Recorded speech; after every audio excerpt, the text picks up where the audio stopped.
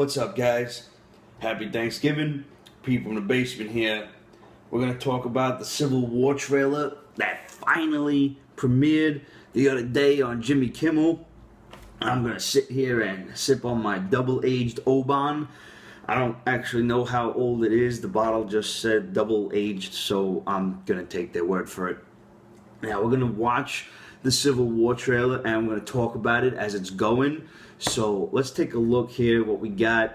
I don't understand this opening scene. I didn't understand it in Ant-Man when we first saw it. How the fuck did Buck get stuck in this contraption? Was he trying to saw his own hand off? Did the Falcon manage to trap him? I don't really think the Falcon is a match for the Winter Soldier, so I'm going to dismiss that completely. What does Ant-Man have to do with all of this? Like, why were they bringing him in? Was he going to, like, go in and dismantle Bucky's arm? Or was he going to go in and to the machine and, like, let him go, let him out of this giant vice thing? I don't get it. Like, and Steve's like, oh, Buck, do you remember me? He's like, I remember your mom, son. What's up? And that was about it. Basically, you got William Hurt, General Thunderbolt Ross, who hopefully will become the Red Hulk in this film, telling Captain America, like, listen, you can't just be going around like a fucking vigilante doing whatever the hell you please. That's not cool.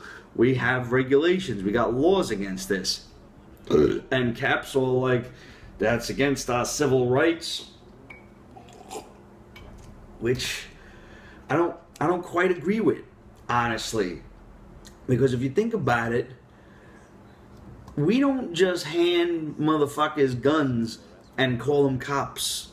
We don't just hand motherfuckers machine guns and some camouflage fatigues and call them Army Rangers. People need rules and regulations. And so far, I'm kind of Team Stark on this. Like, Cap is being a little, like, tunnel visioned. He's being very single-minded, and all he's seeing is his boy that needs help, and that's commendable. He's got to help Bucky, but, you know, his judgment is clouded at this point, as would any of us be when our boy is in some shit, and we got to jump in and fight 10 motherfuckers to get him out of the shit, which is what's going on here. And William Hurt's like, if you continue this, there will be consequences. And that's a great scene when the Black Widow's like, listen, you gotta stop this, otherwise, you know, shit's gonna get hairy. And the next scene just has Iron Man opening up the doors like, I'm your consequences, bitch. I'ma fuck you up. And then you see Tony with the black eye like, hey, Steve, you know, let's kind of put an end to this. And you know, they're like taking all of the shit out of the New Avengers headquarters and everything. Cap and Bucky are arming themselves. Iron Man wants to punch Cap in his perfect teeth. That's a great line. We got the Falcon flying around doing that little flip thing in the air. That's really cool. Above all else, we finally see a quick glimpse of the Black Panther. Now, T'Challa is just fucking awesome, kicking the shit out of Bucky, doing these jump kicks, got the like black armor on and everything, looks badass. The scene where Cap's chasing him, are you kidding me? Like, you just see how much like better, faster, possibly even stronger T'Challa is than, you know, Steve. And at this point, Steve has been, you know, leveled up to, like, we've held him in such a high esteem to be like the peak human. And here comes this guy who's just like, settle the fuck down, bro. Like, let me show you what peak human really means. Ramon doesn't care for the character, and I can't understand that. I have liked the Black Panther since, like, Jump Street. Ever since I first seen the character in the Marvel Series 1 cards, right? And I'm sitting here thinking, like, here is a fucking dude who dresses like Snake Eyes, and that was enough for me. He's a fucking ninja who dresses like Snake Eyes. I'm good.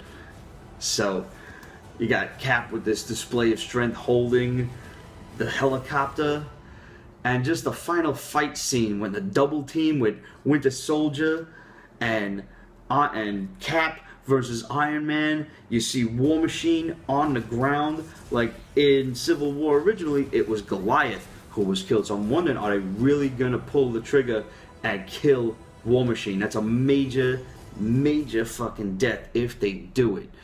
I don't know if they're gonna do it, but you know how integral is Don Cheadle's character to all of this? Do we need him for future films? I don't know if he's actually signed on for future films, as he may just be really, really hurt. It was, in fact, you know what's a funny flip, though? It was, in fact, Tony's fault that Goliath was killed in Civil War, because it was Ragnarok, the Thor clone, that killed Goliath. Now we're seeing War Machine hurt, presumably by the Winter Soldier, and now this is like Tony's probably like, you just killed or you just hurt, maimed one of my guys. Like, how are you not at fault? So the death scene is very pivotal in this series because it paints the fault on whomever does the fucking killing, you know? So the fact that they could kill War Machine is major. And just that one last line, guys, that oh man, like the kids would say, just right in the fucking feels, bro. He's like, I'm sorry, Tony, I gotta do this. He's my friend. So is I. Ah, man, it gets you.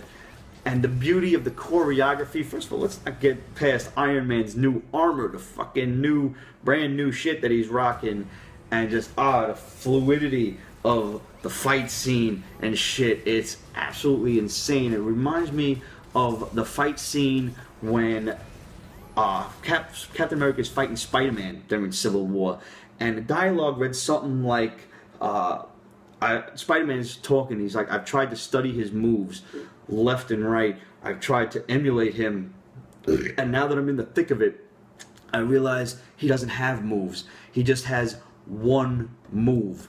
There's one major move that he does. He is the move. Like, everything is fluid, everything flows with it, and he's just absolutely amazing. I cannot wait for this to go into the theaters.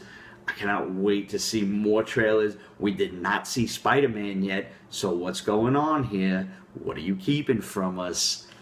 There is legend that Spider-Man was like a little dot in one of the scenes, like one of the flyover scenes. I don't know. I've tried to examine it left and right. I can't get nothing out of it. So who knows? Guys, let us know what you thought of the Civil War trailer. Hit us up, questions@Pete'sBasement.com, Facebook.com/Pete'sBasement. Follow us on Instagram and Twitter for up-to-the-minute reviews and rumors and news and just awesome comic picks. I hope you guys had a happy Thanksgiving. You are now free to enjoy Christmas music and put up Christmas decorations and whatever the fuck else you feel like doing. Go right ahead, and fucking happy holidays. Here's to you. Here's to us.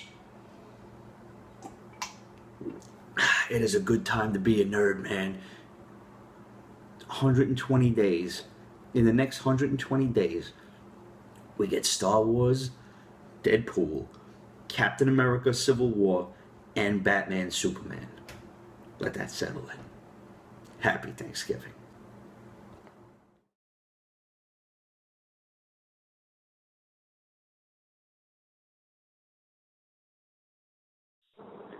Pete's Basement is copyright 2015, Rift Productions and Pete's Basement LLC. All rights reserved, so go fuck yourself.